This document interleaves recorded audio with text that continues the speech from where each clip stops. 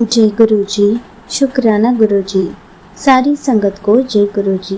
संगत जी, हम अक्सर गुरु जी से शिकायत करते हैं कि गुरु जी आप तो हमारी बात ही नहीं सुनते, हमारी अरदासों को पूरा ही नहीं करते। तो चलिए इसी पर एक आंटी जी का सत्संग सुनाती हूँ, जिसमें उन्होंने इस बात को बहुत अच्छे से एक्सप्लेन किया है। ये सत्संग पूरा ज़रूर सुनिएगा, आपको बहुत अच्छे आंसर्स मिलेंगे। तो चलिए आंटी जी का सत्संग सुनाती हूँ। संगत जी, मेरा नाम संगीता है। मेरे जीवन में एक ऐसी चुनौती आई जिसका नाम सुनते ही रूह कांप जाए। इसे असाध्य माना जाता है। धीरे धीरे मेरी दुनिया उजड़ने लगी।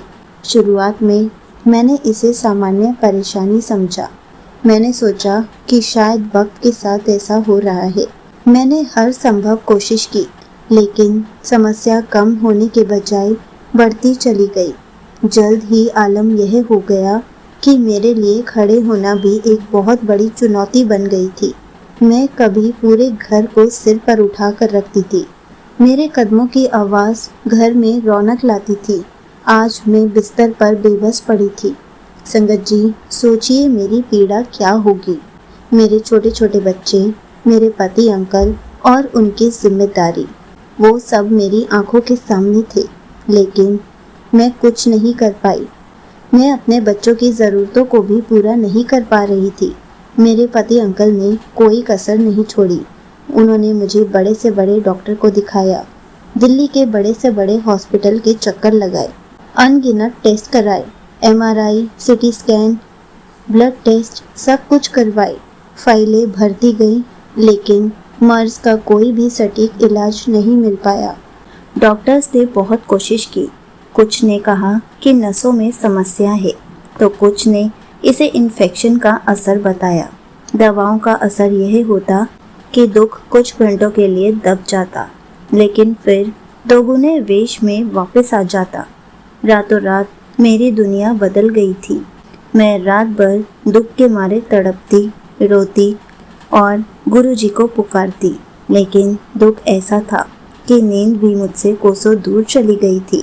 मेरी नींद दवाओं की मोहताज बन गई थी। मेरी सूजन इतनी बढ़ गई थी कि मैं हाथी जैसे होने लगी थी। मुझे छूने भर से मेरी चीख निकल जाती थी। जीवन में अंधकार छा गया था। रिश्तेदार आते, अफसोस जताते और चले जाते। कुछ लोग कहते कि इसे किसी की नज़र लग गई है। कोई कहता कि यह तुम्हारे पिछले जन्मों के कर्मों का फल है। जब चारों तरफ निराशा हो तो मन ऐसे ही सवालों में उलझ जाता है। संगत जी, मैंने भी ये मान लिया था कि अब मेरी ज़िंदगी इसी बिस्तर पर ख़त्म हो जाएगी। एक दिन जब मैं दुख के मारे बहुत रो रही थी, तो मैंने अपने पति अंकल से कहा, बस बहुत हो गया, अब मुझसे यह दुख बर्दाश्त नहीं होता। इससे बेहतर है कि मैं मर जाऊं। मेरे बच्चे क्या सोचेंगे कि मैं कुछ भी काम नहीं कर पाती, उनका ख्याल नहीं रख पाती, बस यहीं बिस्तर पर पड़ी रह जाती हूँ। यह वो पल था जब एक इंसान पूरी तरह टूट जाता है, जब सारी उम्मीदें, सारा विज्ञान, सारे रिश्ते नाते हार जाते हैं।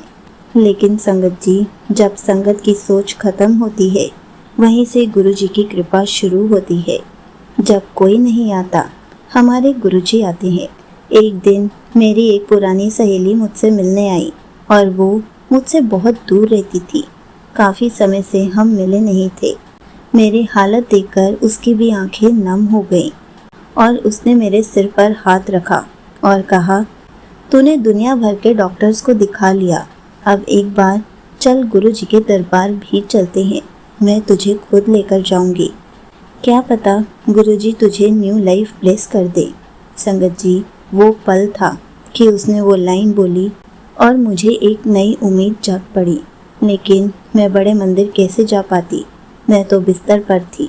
मैं हार मान चुकी थी और मैंने ऐसे ही कहा कि जब डॉक्टर्स कुछ नहीं कर पाए तो गुरुजी क्या कर पाएंगे।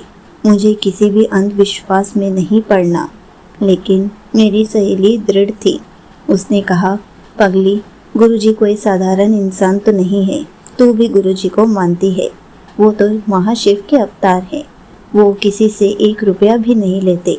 वहाँ कोई आडंबर नहीं है, वहाँ बस प्यार है, लंगर प्रसाद है, जल प्रसाद है और इन सब में ही बहुत ताकत है। तो बस एक बार मेरे साथ मेरे कहने पर चल ले। मैंने अपने पति अंकल से कहा कि मैं अपनी फ्रेंड के साथ जा रही हूँ, वो मुझे लेकर जा रही है। तो मेरे पति अंकल ने कहा, नहीं, मैं साथ चलूँगा। वो मुझे व्हील चेयर पर लेकर बड़े मंदिर पहुँचे। संगत जी, वो पहली बार था जब मैं बड़े मंदिर गई थी और मंदिर जाते ही मैं रोने लग गई, क्योंकि जब मुझे बड़े मंदिर जाना चाहिए था तब मैं गई नहीं। संगत जी, मुझे व्हील चेयर से उतार कर सारी संगत के बीच में बिठाया गया और मैं बहुत डर गई थी, बहुत संकोच में थी कि बाकी संगत कैसे रिएक्ट करेगी। लेकिन मैं गुरुजी के स्वरूप को एक टक देखती रही। उनके स्वरूप में इतनी सौम्यता, इतना प्यार और इतना तेज था कि मेरे सारे संशय हवा हो गए। मैं वहीं बैठे बैठे रोने लगी। यह आंसू दुख के नहीं थे, यह आंसू थे समर्पण के, गुरुजी से अरदास करने के, अपनी सारी पीड़ा को गुरुजी के चरणों में रखने के। संगत जी, उस दिन वहाँ जो भजन चल रहा था वो भी मेरे दिल को छू गया।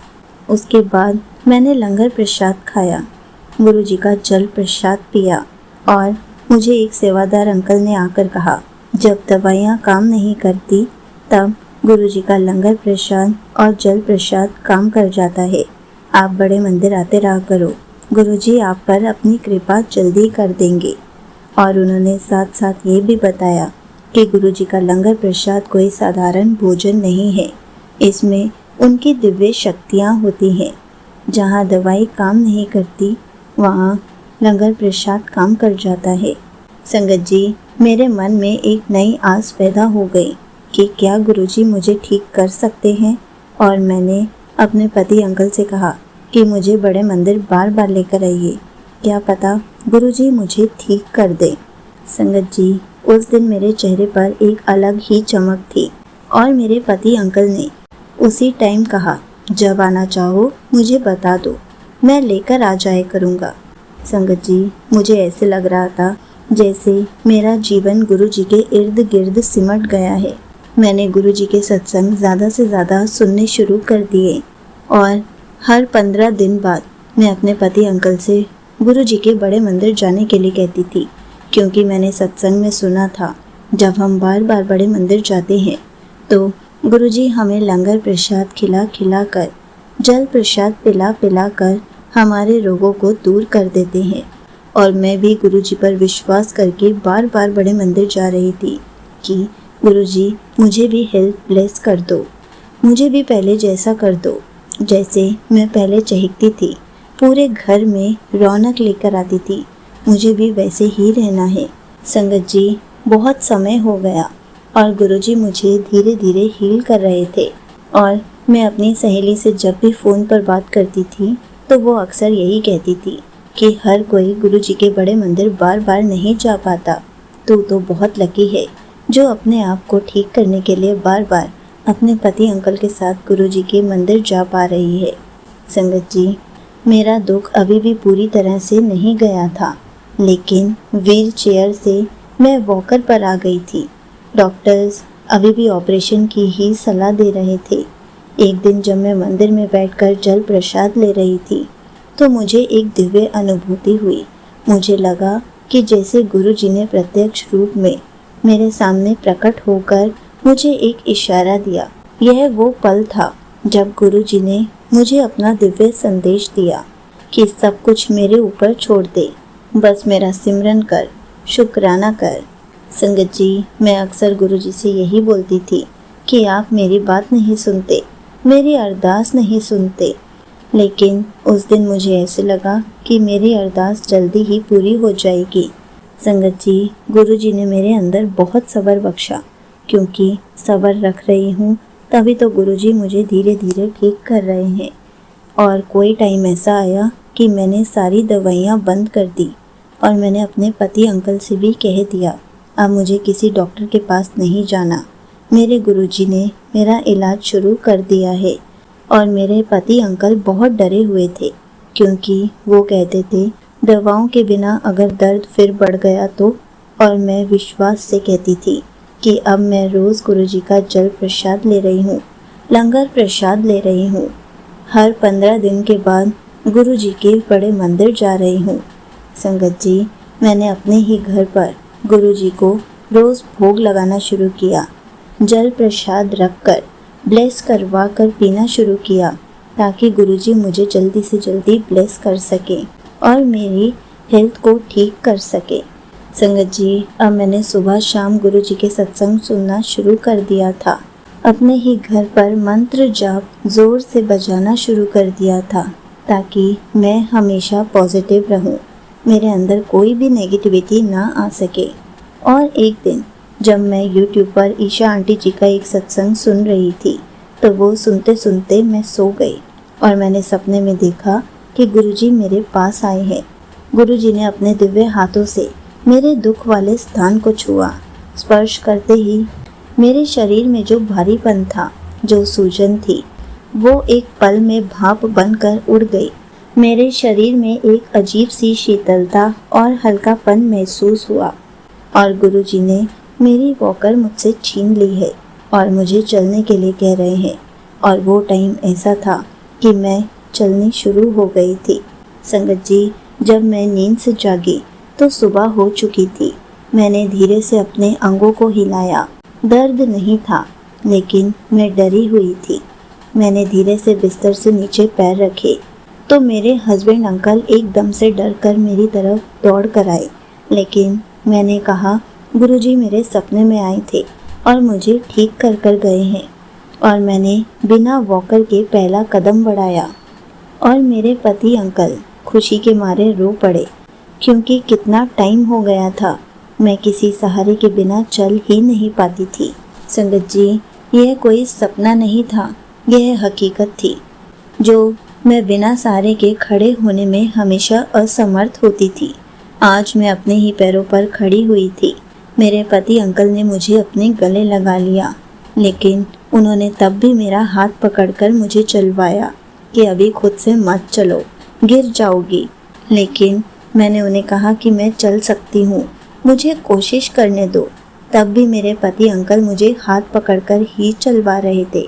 जैसे हम छोटे बच्चे को चलना सिखाते हैं, वो मुझे चलना सिखा रहे थे। और 3-4 दिन में मैं अच्छे से चलने लग गई। गुरुजी ने मेरे पर इतनी कृपा करी कि मेरे रोग को हल लिया। संगत जी, मेरा विश्वास इतना अटूट था कि गुरुजी को उनकी परीक्षा लेने की भी ज़रूरत नहीं पड़ी। आज मैं पूरी तरह स्वस्थ हूँ। मैं घर का सारा काम करती हूँ, अपने बच्चों के साथ खेलती हूँ, हर सत्संग में जाकर अपना अनुभव साझा करती हूँ। मेरे जीवन का वो असाध्य दुख जिसे विज्ञान ठीक नहीं कर पाई, वो गुरुजी के दरबार में जा जाकर गुरुजी ने मेरे रोग को ठीक कर दिया।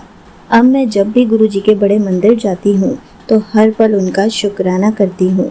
रोज़ उनका मंत्र जाप सुनती हूँ, उनके प्यारे प्यारे सत्संग सुनती हूँ ताकि मैं अपना कनेक्शन गुरुजी के साथ ज़्यादा से ज़्यादा स्ट्रॉन्ग कर सकूँ। यहीं पर आंटी जी का सत्संग समाप्त होता है। संगत जी, देखा आपने, जब हम गुरुजी पर पूर्ण विश्वास करते हैं, जब हम गुरुजी के चरणों में अपना सर्वस्व सौंप देते हैं, तो वो हमारी चिंता करने लगते हैं। वो हमारी बीमारियों को, हमारे कष्टों को, हमारे कर्मों को अपनी एक दृष्टि मात्र से काट देते हैं। संगत जी, ज़रूरी नहीं है कि हम बहुत सारी दवाइयाँ खाएं, ज़रूरी नहीं है बड़े से बड़े डॉक्टर्स के पास जाएं। अगर हमारे ऊपर गुरुजी की कृपा है, अगर हम रोज़ गुरुजी का लंगर प्रसाद, जल प्रसाद ले रहे हैं, रोज़ गुरुजी के सत्संग सुन रहे हैं, तो गुरुजी हमारे हर असाध्य दुख को भी दूर कर सकते हैं। गुरुजी का लंगर प्रसाद केवल भोजन नहीं है, वो एक दिव्य औषधि है। लेकिन हमें सब्र रखना है, अटूट विश्वास बनाए रखना है ताकि गुरुजी हमारी हर परीक्षा को जीत में बदल सके। हमें कभी भी हारना नहीं है, हमें हर उस परीक्षा को पार करना है। हमें सिर्फ और सिर्फ गुरुजी का साथ चाहिए और किसी के साथ की ज़रूरत भी नहीं है। जय गुरुजी, शुक्राना गुरुजी।